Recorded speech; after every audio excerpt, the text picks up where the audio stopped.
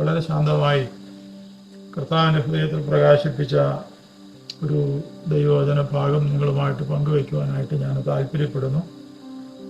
അത് നമുക്കെല്ലാവർക്കും അനുഗ്രഹവും പ്രയോജനവുമായി തീരട്ടെ എന്ന് പ്രാർത്ഥിക്കുന്നു. ദൈവവചനത്തിൻ്റെ ശക്തി ഈ പകലും അനുഭവിപ്പാൻ ദൈവം കർത്താവ് സഹായിക്കട്ടെ എന്ന് പ്രാർത്ഥിക്കുന്നു. വളരെ പരിചയമുള്ള ഒരു വാക്യത്തിലേക്ക് ഞാൻ നിങ്ങളുടെ ശ്രദ്ധയെ ക്ഷണിക്കുന്നു.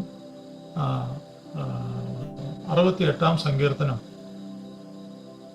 അതിൻ്റെ 11 മുതൽ 14 വരെയുള്ള വാക്യങ്ങളാണ് ദൈവവചന ചിന്തയുടെ പ്രധാനപ്പെട്ട വാക്യം.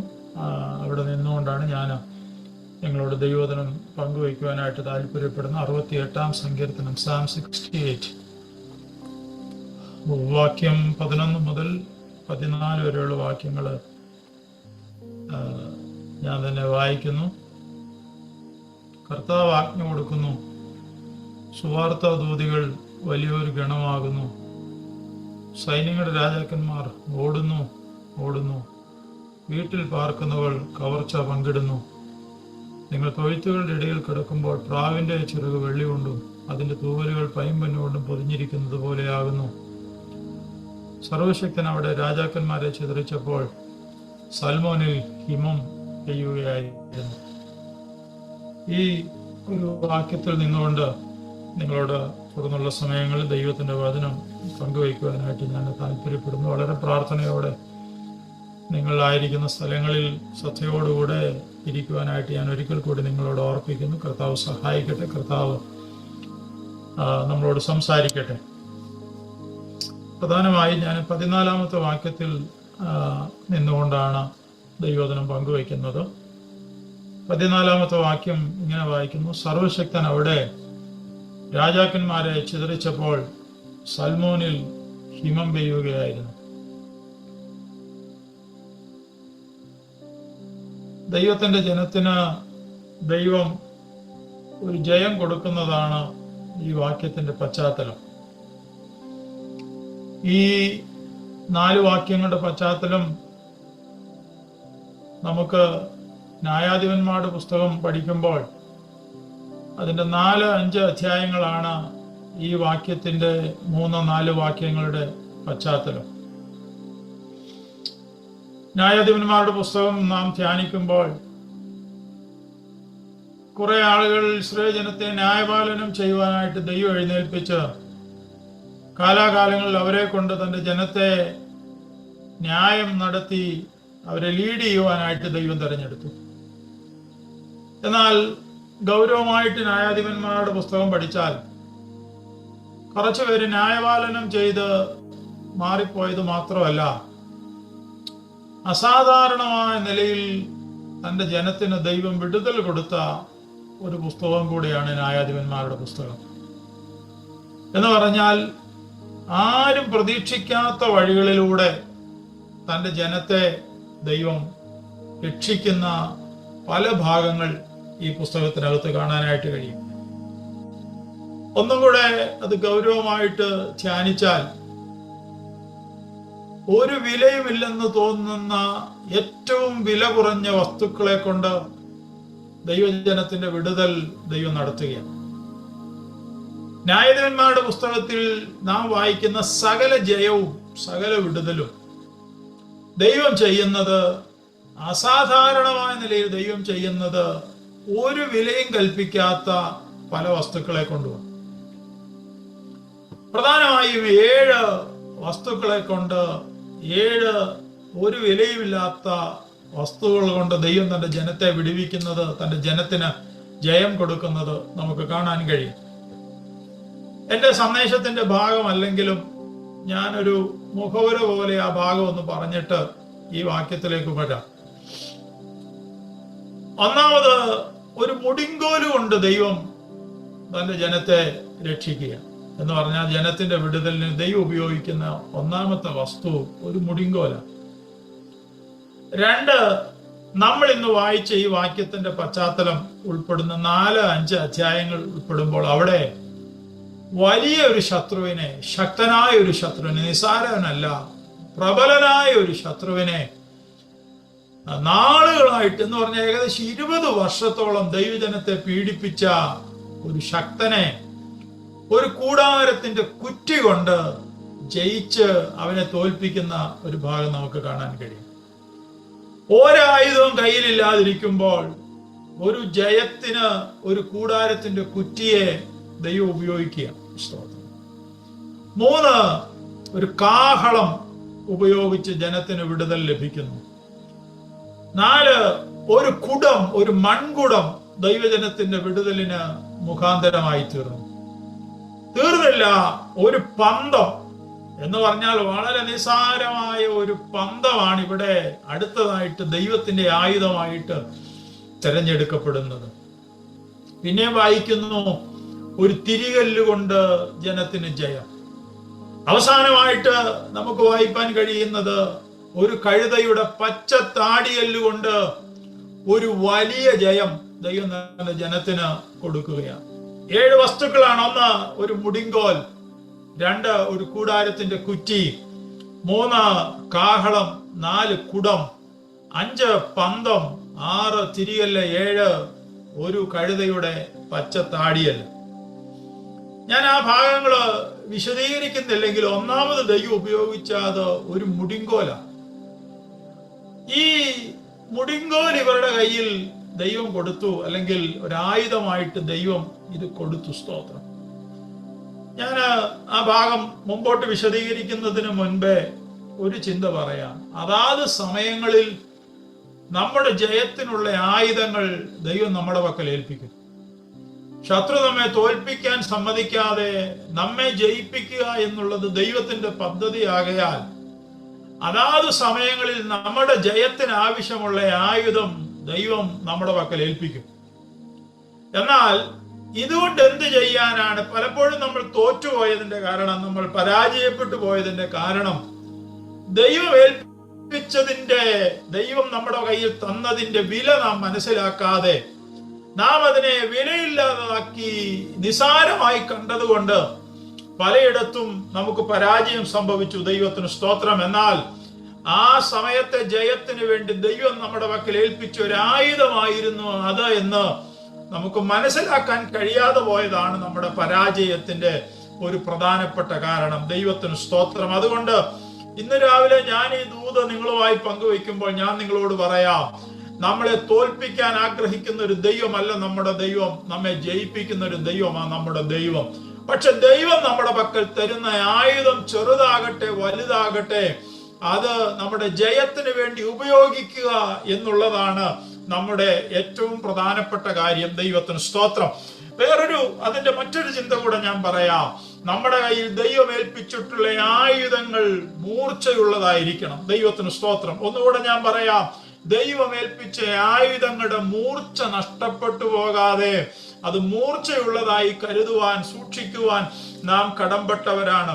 ശമൂവേലിന്റെ 1-ാം പുസ്തകം 13-ാം അധ്യായം അതിന്റെ 21-ാമത്തെ വാക്യം ഒന്ന് ശ്രദ്ധിക്കണം. ശമൂവേലിന്റെ 1-ാം പുസ്തകം 13-ാം അധ്യായം അതിന്റെ 21-ാമത്തെ വാക്യത്തിൽ ഇങ്ങനെയാണ് നാം വായിക്കുന്നത്: എന്നാൽ മൺവെട്ടി, കലപ്പ, മുപ്പല്ലി, മഴു എന്നിവയ്ക്കായും മുടിങ്കോൽ കൂർപ്പിപ്പാനും അവർക്ക് അരവുണ്ടായിരുന്നു. സ്തോത്രം. ഒന്നുകൂടെ ശ്രദ്ധിക്കണം. അവരുടെ കയ്യിൽ ആയുധങ്ങൾ ഉണ്ടായിരുന്നു. മൺവെട്ടി ഉണ്ടായിരുന്നു, കലപ്പ ഉണ്ടായിരുന്നു, മുപ്പല്ലി ഉണ്ടായിരുന്നു, മഴു ഉണ്ടായിരുന്നു. ഇങ്ങനെ ആയുധങ്ങൾ പലതരം അവരുടെ കയ്യിൽ ഉണ്ടായിരുന്നു. പക്ഷേ അടുത്തൊരു വാക്ക് വളരെ പ്രധാനമായിട്ട് പറയുന്നത് ഇങ്ങനെയാണ്: ഇത് കൂർപ്പിക്കുവാൻ, ഇതിന് മൂർച്ച കൂട്ടുവാൻ അവരുടെ കയ്യിൽ അര ഉണ്ടായിരുന്നു. ദൈവത്തിന് സ്തോത്രം. ഇന്ന് രാവിലെ ഞാൻ നിങ്ങളോട് പറയാം, നമ്മുടെ കയ്യിൽ ആയുധത്തിന് കുറവ് ഇല്ല. പക്ഷേ പല ആയുധത്തിനും മൂർച്ച നഷ്ടപ്പെട്ട് മൂർച്ച ഇല്ലാതായി പോയി. മൂർച്ച കൂട്ടാനുള്ള അരം പലരുടെയും കയ്യിൽ നിന്ന് നഷ്ടപ്പെട്ടു പോയി. ദൈവത്തിന് സ്തോത്രം. എന്നാൽ ദൈവത്തിന്റെ വചനം വളരെ കൃത്യമായിട്ട് അവരോട് പറയുക, നിങ്ങളുടെ കയ്യിൽ എത്ര ആയുധം ഉണ്ടെന്നുള്ളതല്ല, നിങ്ങളുടെ ആയുധത്തിന് മൂർച്ച വേണം. ആ ആയുധം മൂർച്ച കൂട്ടാൻ ആവശ്യമുള്ളത് ഒരരമാണ്. ഈ അരമില്ല എങ്കിൽ നിങ്ങളുടെ ആയുധത്തിന് മൂർച്ച ഉണ്ടാകാൻ സാധ്യതയില്ല. നമ്മുടെ പ്രവർത്തനങ്ങൾ, നമ്മുടെ പ്രയത്നങ്ങൾ വ്യർത്ഥമായി തീരും. ദൈവത്തിന് സ്തോത്രം. ഈ അരം എന്തിനെ കാണിക്കുന്നു എന്ന് ചോദിച്ചാൽ, ഈ അരം നമ്മുടെ പ്രാർത്ഥനയെ കാണിക്കുന്നതാ. ഈ അരം ദൈവത്തിന് സ്തോത്രം. ഒന്നുകൂടെ ഞാൻ പറയാം, നമ്മുടെ സകല ആയുധങ്ങളുടെയും മൂർച്ച കൂട്ടുന്നത് പ്രാർത്ഥനയാലാ. ദൈവത്തിന് സ്തോത്രം. പൗലോസ് പറയുന്ന ഒരു വാക്കുണ്ട്, നമ്മുടെ പോരിന്റെ ആയുധങ്ങൾ ജഡീകങ്ങളല്ല. അങ്ങനത്തെ ഒരു ആയുധവും നമ്മുടെ പക്കലില്ല. പക്ഷേ നമ്മുടെ പക്കൽ ചില ആയുധങ്ങൾ ദൈവം നൽകിയിട്ടുണ്ട്. അല്ലെങ്കിൽ അതാത് സമയത്തെ ജയത്തിന്, അതാത് സമയത്തെ പോരുകളിൽ നിലനിൽക്കുവാൻ ദൈവം അതാത് സമയങ്ങളിൽ ചില ആയുധങ്ങൾ നമ്മുടെ പക്കൽ തരുമ്പോൾ അതിന് മൂർച്ചയുള്ളതാക്കി തീർക്കുന്നത് നമ്മുടെ പ്രാർത്ഥനാ മുറിയിലാണ്, നമ്മുടെ ആരാധനയിലാണ്, നാം ദൈവമായിട്ടുള്ള ബന്ധപ്പെടുന്ന ഇടങ്ങളിലാണ് നമ്മുടെ ആയുധത്തിന്റെ മൂർച്ച കൂടുന്നത്. ഇന്ന് പകൽക്കാലം ഈ യോഗത്തിൽ സംബന്ധിക്കുന്ന പ്രിയപ്പെട്ടവരോട് ഞാൻ പറയാം, എവിടെയെങ്കിലും ഒക്കെ ആയുധത്തിന്റെ മൂർച്ച കുറഞ്ഞു പോയിട്ടുണ്ടെന്ന് തോന്നുന്നെങ്കിൽ, പ്രയോജനപ്പെടാതെ ആയുധങ്ങളാണ് നമ്മുടെ കയ്യിൽ ഇരിക്കുന്നതെങ്കിൽ, ഇന്ന് രാവിലത്തെ ഈ ശുശ്രൂഷ, ഈ യോഗം, ഈ കൂടിവരവ്, ഈ ദൈവവചന കേൾവി നമ്മുടെ ആയുധത്തിന്റെ മൂർച്ച കൂട്ടുന്നതായി തീരട്ടെ. ഇന്നലകളിൽ പരാജയപ്പെട്ടു പോയിടത്ത്, ഇന്നലകളിൽ തോറ്റുപോയിടത്ത് ഒന്നുകൂടെ ജയിച്ചു കയറുവാൻ നമ്മുടെ ആയുധത്തിന്റെ ബലം, ആയുധത്തിന്റെ ശക്തി നമുക്ക് കൂടുവാനായിട്ട് ഇടയായി തീരണം. ദൈവത്തിന് സ്തോത്രം. അപ്പോൾ ഞാൻ പറഞ്ഞല്ലോ, ദൈവത്തിന്റെ ആയുധങ്ങൾ വാളും വടിയൊന്നുമല്ല. സ്തോത്രം. നമ്മുടെ പോരുകളിൽ നമ്മെ ജയിപ്പിക്കുന്നത് വാളല്ല, വടിയല്ല, കുന്തമല്ല, അല്ലെങ്കിൽ മറ്റ് നാം ചിന്തിക്കുന്ന മാനുഷികമായ യാതൊരു ആയുധങ്ങളും അല്ല നമുക്ക് ജയം നൽകുന്നത്. അതുകൊണ്ട് ആ സങ്കീർത്തനക്കാരൻ പറയുന്നത്, ജയത്തിന് കുതിര വ്യർത്ഥമാണ്, അതിന്റെ ബലാധിക്യം കൊണ്ട് അത് വിടിവിക്കപ്പെടുന്നതുമില്ല. ദൈവത്തിന് സ്തോത്രം. ഇന്ന് രാവിലെ സമയം നാം ദൈവവചനം കേൾക്കുമ്പോൾ ജീവിതത്തിൽ എത്ര വലിയ പരീക്ഷയിലൂടെയാണ് നിങ്ങൾ കടന്നു പോകുന്നതെങ്കിലും, തോൽപ്പിക്കുമെന്ന് ശത്രു വെല്ലുവിളിക്കുന്ന ഇടങ്ങളിൽ ഇന്ന് രാവിലെ തിരിച്ചറിയുക, നമ്മെ ജയിപ്പിക്കുന്ന ഒരു കർത്താവ് നമുക്കുണ്ട്. നമ്മുടെ ആയുധത്തിന്റെ ബലത്തിലല്ല, അതാത് സമയങ്ങളിൽ നമ്മുടെ യുദ്ധത്തിന് ആവശ്യമുള്ള, നമ്മുടെ പോരിന് ആവശ്യമുള്ള ആയുധങ്ങൾ ദൈവം നമ്മുടെ പക്കൽ ഏൽപ്പിക്കുവാനായിട്ട് ഇടയായി തീരും. ദൈവത്തിന് സ്തോത്രം. മുമ്പോട്ട് നമുക്ക് ആ ദൈവവചന ഭാഗങ്ങൾ ധ്യാനിക്കാം. ഈ ഭാഗത്ത് പറയുകയാണ്, അവൻ അവിടെ രാജാക്കന്മാരെ ചിതറിച്ചു. രാജാക്കന്മാരെ ചിതറിക്കുമ്പോൾ സൽമോനിൽ ഹിമം പെയ്യുകയായിരുന്നു.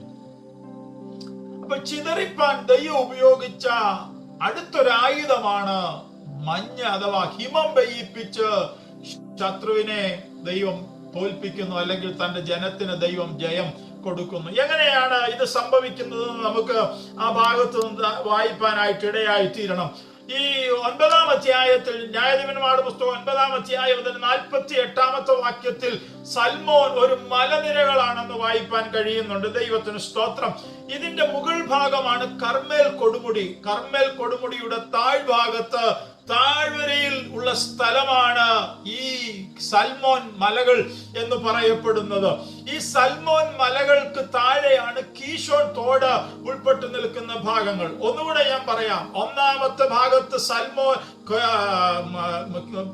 നമുക്ക് കർമ്മേൽ പർവ്വതങ്ങൾ, അതിന്റെ താഴത്തെ സൽമോൻ മലകൾ, അതിന്റെ താഴത്തെ ഭാഗം ഏറ്റവും താഴ്വര നമുക്ക് വായിപ്പാൻ കഴിയുന്നുണ്ട്. അത് കീശോൻ തോടാണ്. ഏലിയാവിന്റെ ചരിത്രം പഠിക്കുമ്പോൾ കർമ്മേലിൽ താന് യാഗം നടത്തുന്നു, ബാലിന്റെ പ്രവാചകന്മാരെ പിടിക്കുന്നു, താഴെ കൊണ്ടുവന്ന് കീശോൻ തോടിന്റെ കരയിൽ വെച്ചാണ് അവരെ കൊന്നുകളയുന്നത്. ദൈവത്തിന് സ്തോത്രം. എന്നാൽ ഒരു കാര്യം നാം ഇവിടെ മനസ്സിലാക്കണം. ഇവിടെ ഈ സൽമോൻ മലകളിൽ സാധാരണയായിട്ട് മഞ്ഞ് പെയ്യാറില്ല. മഞ്ഞ് പെയ്യാത്ത ഒരു സ്ഥലമാണ് ഈ സൽമോൻ മലകൾ. എന്നാൽ കർമ്മേലിന്റെ മുകളിൽ സാധാരണയായിട്ട് മഞ്ഞ് പെയ്യാറുണ്ട്. ഒരു കാര്യം ഓർക്കണം, ഇന്നലകളിൽ പെയ്തിടത്തല്ല ദൈവം ചിലത് ചെയ്യുമ്പോൾ സംഭവിക്കുന്നത്.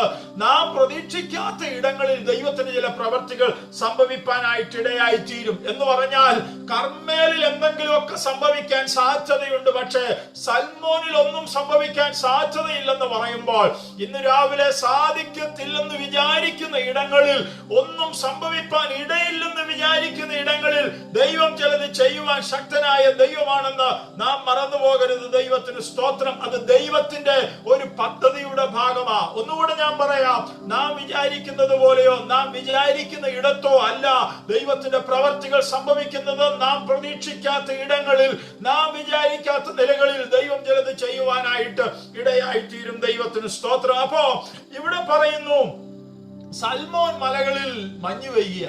അപ്പോൾ ഇതുവരെ സംഭവിച്ചിട്ടില്ല, പക്ഷേ ഇന്ന് സംഭവിക്കുന്നു. അതിന്റെ കാരണം എന്താണെന്ന് ചോദിച്ചാൽ 11ാമത്തെ വാക്യം നമ്മൾ വായിക്കുമ്പോൾ അവിടെ തുടങ്ങുന്നത് ഇങ്ങനെയാണ്. ആ വാക്യം ആരംഭിക്കുന്നത് ഇങ്ങനെയാണ്: കർത്താവ് ആജ്ഞ കൊടുക്കുന്നു എന്ന് പറഞ്ഞാൽ കർത്താവിന്റെ ഒരു കൽപ്പന പുറപ്പെട്ടു, സൽമോനിൽ മഞ്ഞു പെയ്യാൻ തുടങ്ങി എന്ന് പറഞ്ഞാൽ അസംഭവ്യമായ കാര്യങ്ങൾ എങ്ങനെ സംഭവിക്കുമെന്ന് ചോദിച്ചാൽ ഒറ്റ വാക്കിൽ ഈ രാവിലെ യോഗത്തിൽ സംബന്ധിക്കുന്ന നിങ്ങളോട് ഞാൻ പറയാം, കർത്താവിന്റെ ഒരു ആജ്ഞ പുറപ്പെട്ടാൽ മതി, അസംഭവ്യമായ കാര്യങ്ങൾ സംഭവിപ്പാനായിട്ട് ഇടയായിത്തീരും. ദൈവത്തിന് സ്തോത്രം.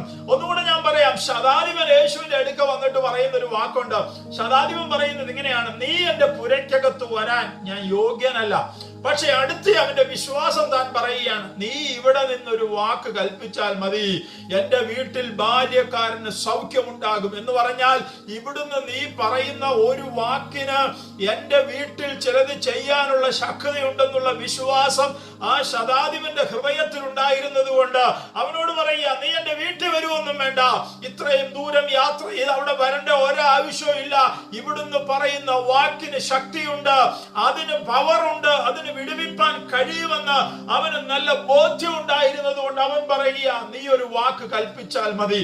ഇന്ന് രാവിലെ ഞാൻ നിങ്ങളോട് പറയാം, കർത്താവിന്റെ ഒരു ആജ്ഞ പുറപ്പെട്ടാൽ മതി, അസംഭവ്യമായ കാര്യങ്ങളെ ദൈവത്തിന് സംഭവിപ്പിക്കുവാനായിട്ട് കഴിയും. കർത്താവ് ആജ്ഞ കൊടുക്കുന്നു. ദൈവത്തിന് സ്തോത്രം. 4-5 അധ്യായത്തിലാണ് ഞാൻ പറഞ്ഞല്ലോ ഈ വാക്യങ്ങളുടെ പശ്ചാത്തലം നിൽക്കുന്നത്. അപ്പോ 4-ാം അധ്യായത്തിൽ നമുക്ക് കാണാൻ കഴിയുന്നുണ്ട് 2 സുവാർത്ത ദൂതികൾ. സങ്കീർത്തനത്തിന്റെ 68-ൽ 11ാമത്തെ വാക്യത്തിന്റെ 2-ാം ഭാഗത്ത് പറയുന്നു, സുവാർത്ത ദൂതികൾ വലിയൊരു ഗണമാകുന്നു. പക്ഷെ ഇവിടെ ഗണമൊന്നുമില്ല, ഇവിടെ 2 പേരേ ഉള്ളൂ.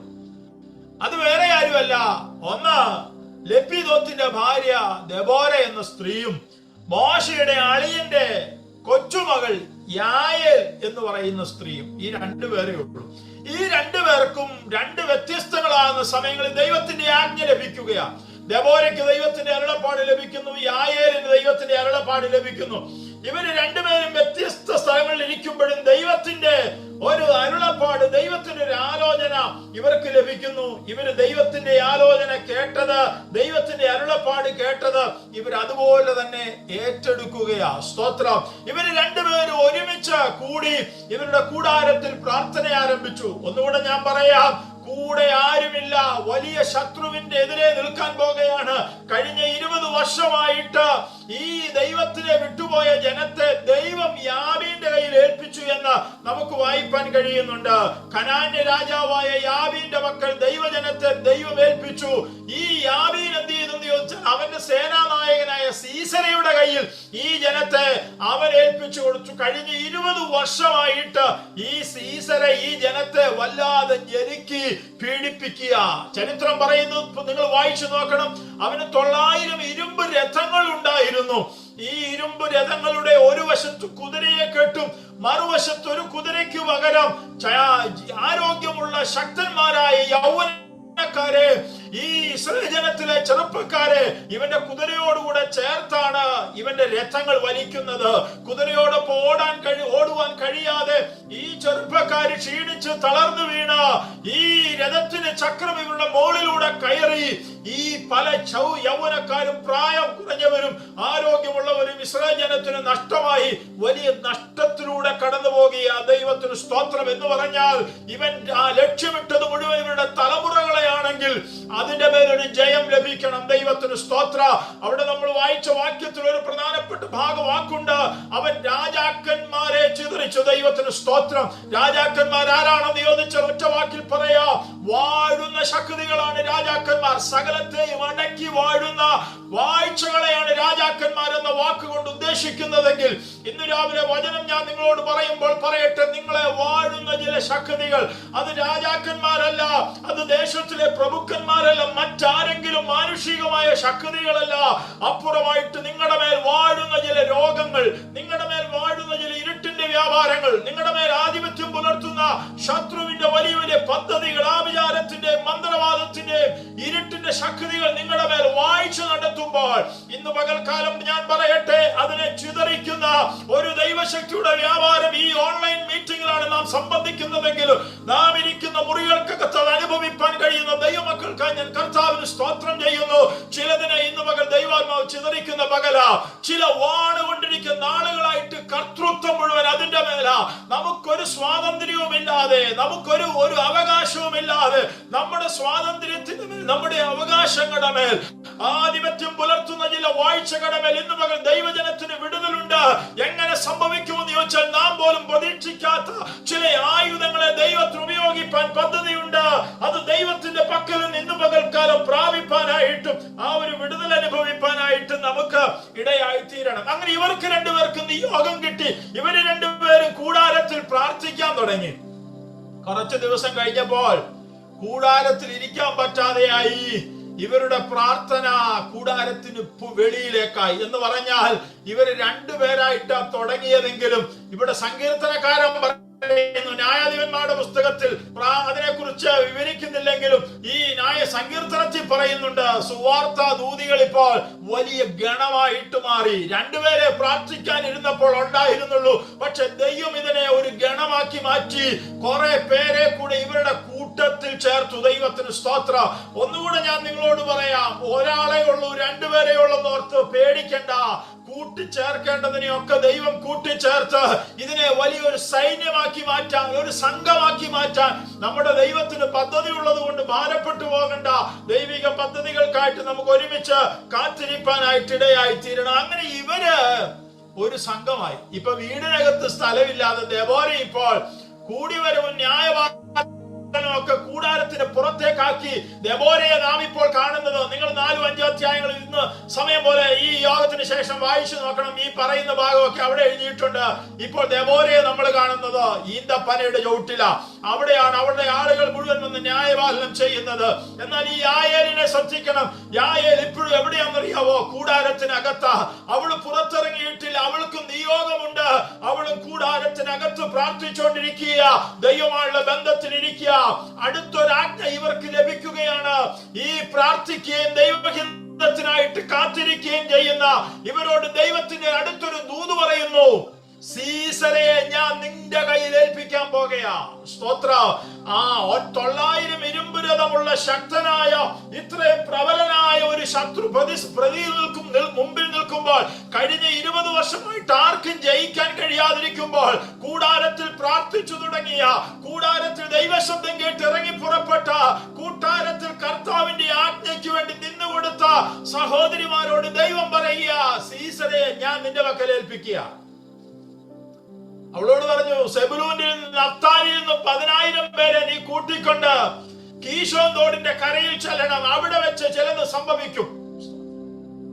അപ്പം ഈ അരുളപ്പാട് കിട്ടിയ ദെബോര ബാരാക്കിനോട് പറയുക, നമുക്ക് പോണം, കീശോൻ തോടിന്റെ അവിടെ പോണം, സെബുലൂനിൽ നാളെ കൂട്ടണം, നഫ്താലി നാളെ കൂട്ടണം. ഇവരെല്ലാം കൂടെ കൂട്ടി കീശോൻ തോടിന്റെ അവിടെ ചെല്ലണം. ഒരു അരുളപ്പാടുണ്ട്, സീസരയുടെ മേൽ ജയം ദൈവം നമുക്ക് തരും.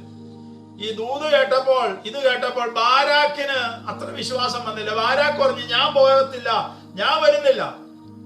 അവസാനം ബാരാക്ക് പറയുന്നുണ്ട്, നീയും കൂടെ പോരാമെങ്കിൽ ഞാൻ വരാം. പക്ഷേ ഈ ബാരാക്കിനെ കൂട്ടിക്കൊണ്ട്, ബാരാക്ക് സൈന്യത്തിന്റെ നേതാവാണെങ്കിലും ബാരാക്കിനോട് ഈ ദെബോര പറഞ്ഞൊരു വാക്കുണ്ട്, പോരുന്നതൊക്കെ കൊള്ളാം, പോകാം, പക്ഷേ ജയം നിന്റെ കയ്യാൽ ആയിരിക്കത്തില്ല, ജയം നിന്റെ പേരിൽ ആയിരിക്കത്തില്ല. ഒന്നുകൂടെ ഞാൻ പറയാം, ബാരാക്ക് ഇതൊക്കെ നയിക്കും, നേതൃത്വം കൊടുക്കുമെങ്കിലും ജയം നിന്റെ അക്കൗണ്ടിൽ വരത്തില്ല. ജയം ആരുടെ അക്കൗണ്ടിലാ? ജയം ഒരു സ്ത്രീയുടെ കയ്യിലാ.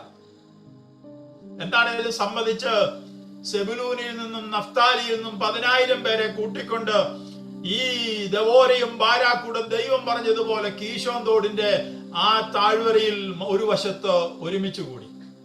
എന്തുകൊണ്ടാ? ഇത്രയും 12 ഗോത്രങ്ങൾ ഉണ്ടായിട്ട് ഇഷ്ടമുള്ളവരെയൊക്കെ തെരഞ്ഞെടുത്ത്, ആരോഗ്യമുള്ളവരെയൊക്കെ തെരഞ്ഞെടുത്ത്, പ്രാപ്തിയുള്ളവരെയൊക്കെ തെരഞ്ഞെടുത്ത് കൊണ്ടുപോകാൻ ആ ദെബോരയ്ക്കും ബാരാക്കിനും കഴിഞ്ഞില്ല. കാരണം ദൈവം കൃത്യമായ അരുളപ്പാട് കൊടുത്തു, ആജ്ഞ കൊടുത്തു. സെബുലൂനിൽ നിന്നും നഫ്താലിയിൽ നിന്നും മാത്രമേ ആളുകളെ തെരഞ്ഞെടുക്കാവുള്ളൂ. എന്താ കാരണം? സെബുലൂനിൽ നിന്നും നഫ്താലിയിൽ നിന്നും മാത്രം ആളുകളെ തിരഞ്ഞെടുക്കേണ്ടത്. അവരെ കുറിച്ച് പറയുന്നത് സെബുലൂൻ പോർക്കളമേടില്ല. സെബുലൂൻ ഒരു ബാലസിംഹമാണ്. അടുത്തു പറയുന്നത് ഇങ്ങനെയാണ്, അവൻ പോർക്കളത്തിൽ നിൽക്കുന്നവനാ. വെറുതെ പറയുകയല്ല, ഇവർക്ക് സെബുലൂൻ പ്രാണനെ ത്യജിച്ച ജനം എന്ന് പറഞ്ഞാൽ അവർക്ക് ജീവനിൽ പേടിയൊന്നുമില്ല.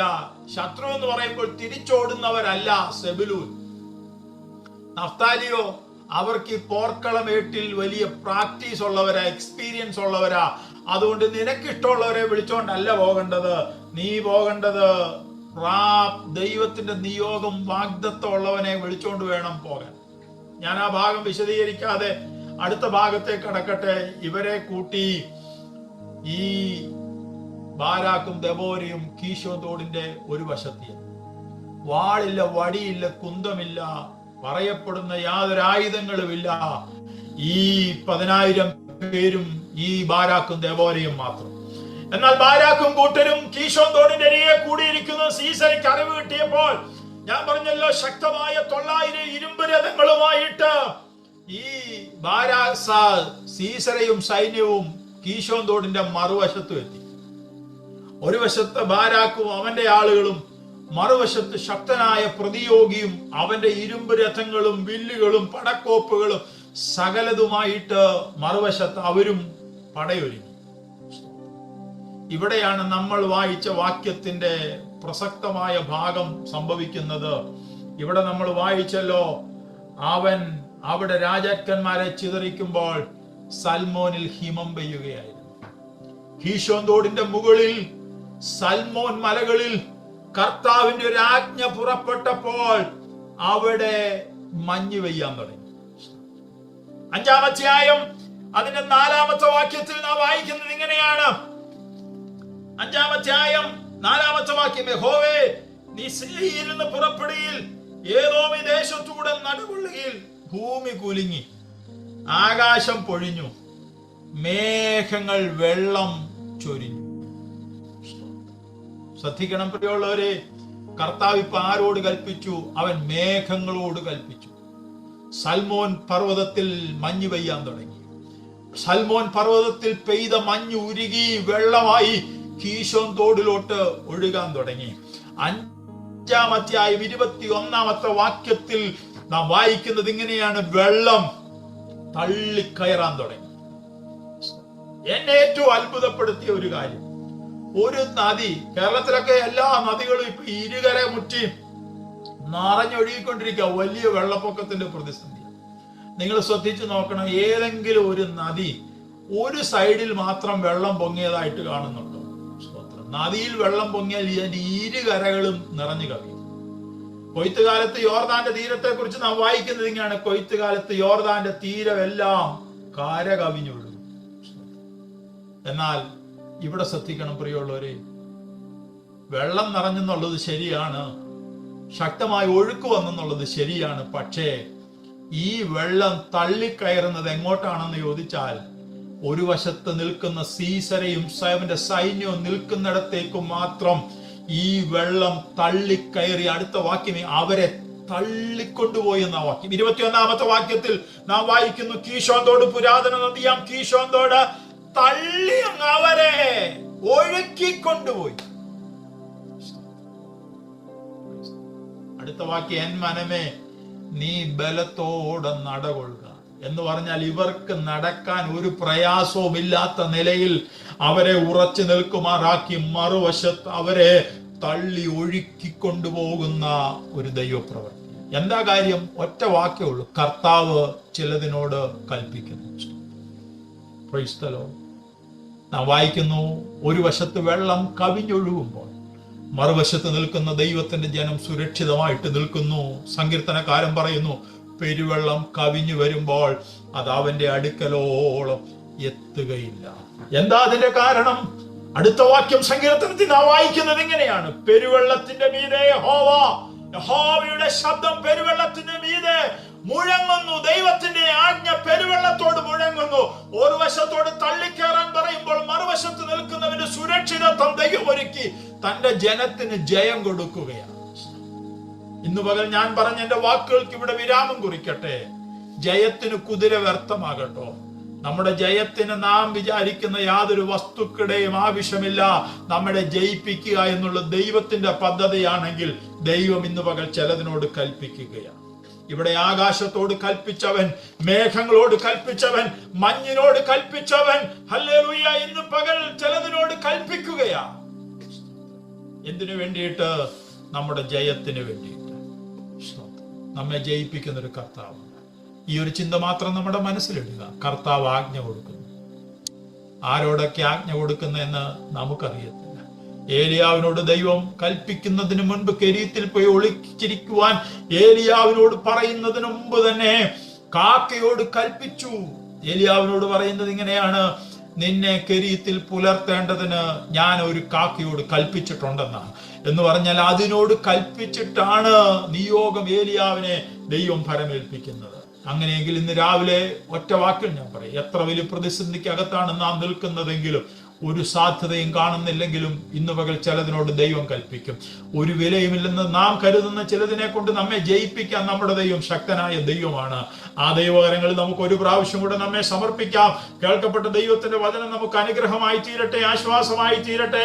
ഈ പ്രവർത്തനങ്ങളെ ദൈവം അനുഗ്രഹിക്കട്ടെ. വിശേഷാൽ പ്രത്യാശനെയും കുടുംബത്തെയും ദൈവം ശക്തമായിട്ട് ഉപയോഗിക്കട്ടെ.